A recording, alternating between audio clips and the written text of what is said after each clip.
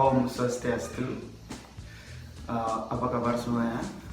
Saya menyapa masih dari rumah dalam rangka social distancing, self distancing, and then work from home. Saya memutuskan untuk membuat video ini sebenarnya karena tuntutan tugas dari kampus, yaitu dari mata kuliah PIP, dosen atau instruktur pengajaran yang bisa dulu.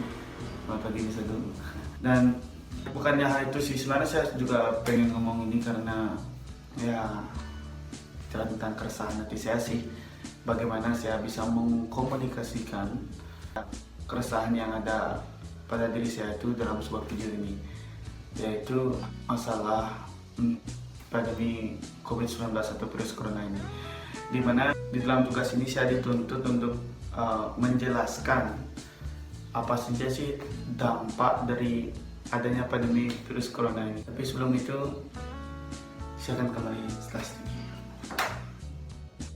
Oke. Virus corona, dampak dari virus corona. Sebenarnya ada beberapa aspek sih yang terkena dampak. Bahkan bisa dibilang seluruh aspek. Ekonomi yang pertama, ekonomi dunia mati, sosial budaya kita dibatasi, kemudian politik ekonomi seperti mati suri, kemudian sektor pariwisata juga. Nah, karena saya kuliah di pariwisata, kemudian bekerja di sektor pariwisata, maka pada kesempatan kali ini saya akan membahas tentang bagaimana sih dampak virus corona di dalam dunia pariwisata, kemudian apa sih solusinya. Nah, menurut pendapat saya. Dan perlu diketahui bahwa video ini saya ambil satu kali shoot saja. Jadi apabila nanti ada kesalahan kata maupun ucapan, saya mohon maaf. Oke, setelah membaca beberapa artikel tadi, tentunya pada awal April ataupun Maret lalu, ketika banyak berita hoax yang masuk, kemudian banyak dampak-dampak ditimbulkan oleh virus corona yang seakan-akan meracuni tubuh, kemudian membuat jiwa ini sakit, dimana ketika kita berbuka gadget terlihat corona. Mereka para pembuat hoax itu hanya menaruh virus di tengah virus, seperti itu maksud saya, tanpa memberikan solusi, tanpa memberikan penyemangat bagi diri kita. Nah, yang harus kita lakukan pada kali ini, saya punya prinsip hidup seperti Chris,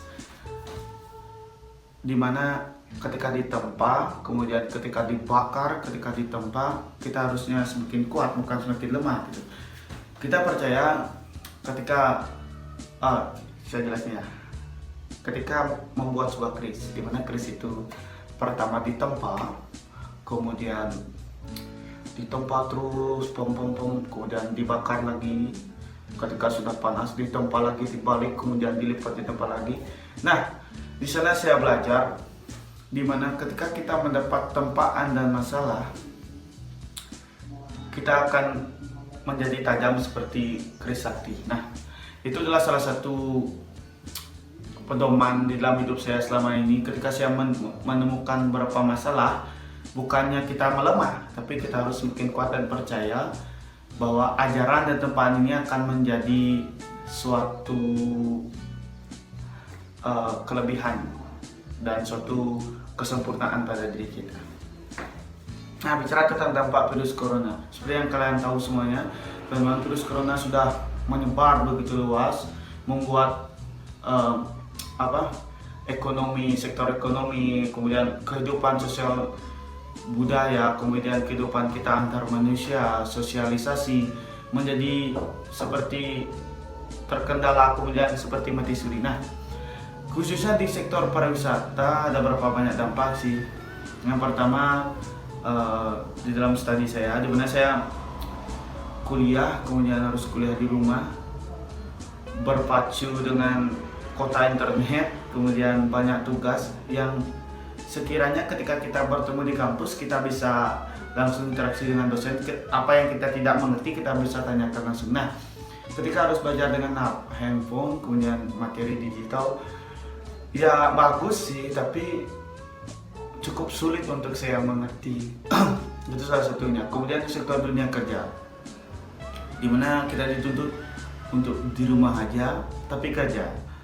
Nah, saya nggak tahu sih apa pendapat kalian, cuma menurut saya dunia pariwisata kita nggak akan mati, karena seperti yang kita tahu, semua manusia di dunia ini butuh hiburan. Jadi mungkin ya memang sih dunia pariwisata itu sangat rentan, cuma suatu saat nanti mungkin 1 tahun atau 6 bulan ke depan dunia pariwisata pasti akan melejit dan baik lagi. Nah, kemudian yang ketiga itu masalah tujuan hidup saya.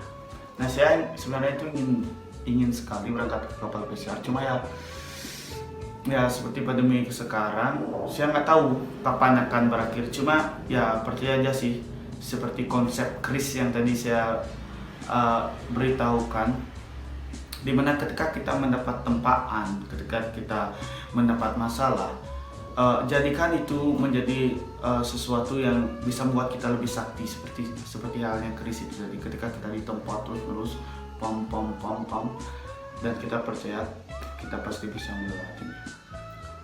Ya, sekian sih yang mungkin bisa saya sampaikan mengenai COVID-19 ini, dan semoga kita semua baik-baik saja.